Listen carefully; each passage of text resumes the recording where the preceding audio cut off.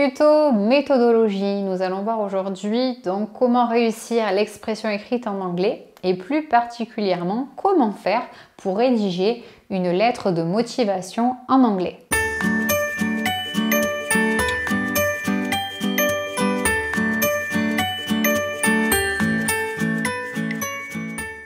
Alors, avant de rédiger votre lettre de motivation, pensez à faire un brouillon.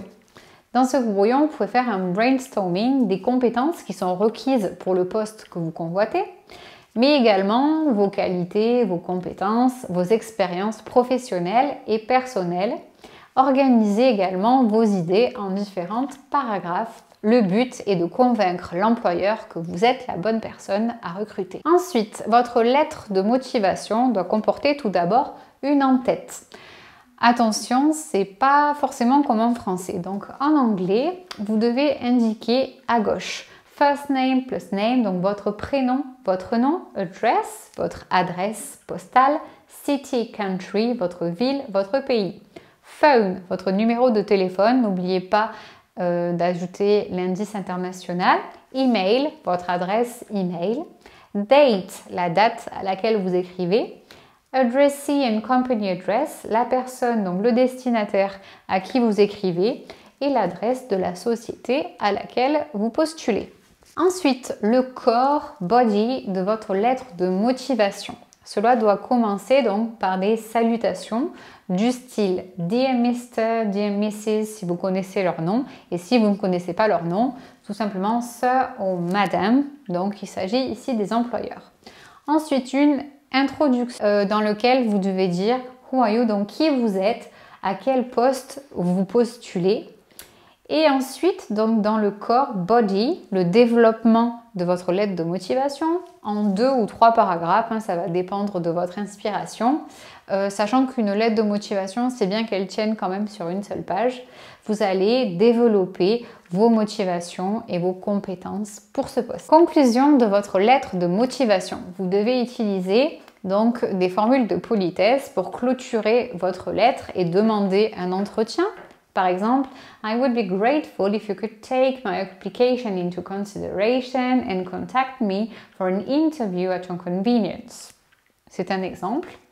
Ensuite, continuez par a complimentary clause, donc une formule de politesse, comme I thank you again for your attention and look forward to hearing or reading from you soon.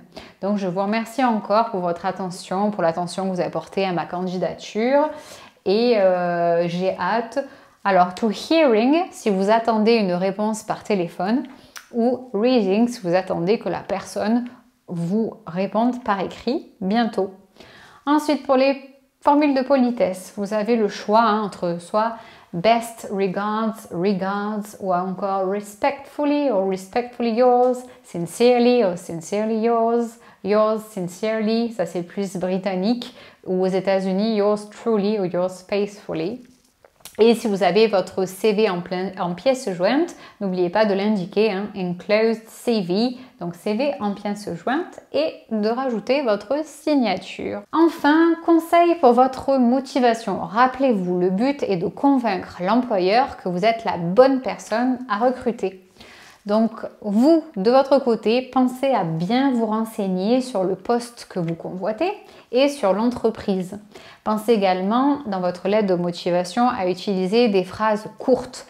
Allez droit au but, ayez un style simple mais incisif. Adaptez également votre registre de langue au poste que vous convoitez, mais évitez quand même le langage familier et vulgaire encore plus. Utilisez également des termes positifs, toujours dans la positivité, et évitez forcément les termes négatifs. Pensez à utiliser également un maximum de verbes d'action qui montrent votre dynamisme. Et enfin, respectez les conventions de la lettre, c'est important, et soignez la présentation de façon à ce que ce soit clair et aéré. Voilà, good luck, je vous souhaite bonne chance. J'espère que vous avez apprécié ce tuto. N'hésitez pas à faire des commentaires et à partager et liker ma page autour de vous. Merci, à bientôt.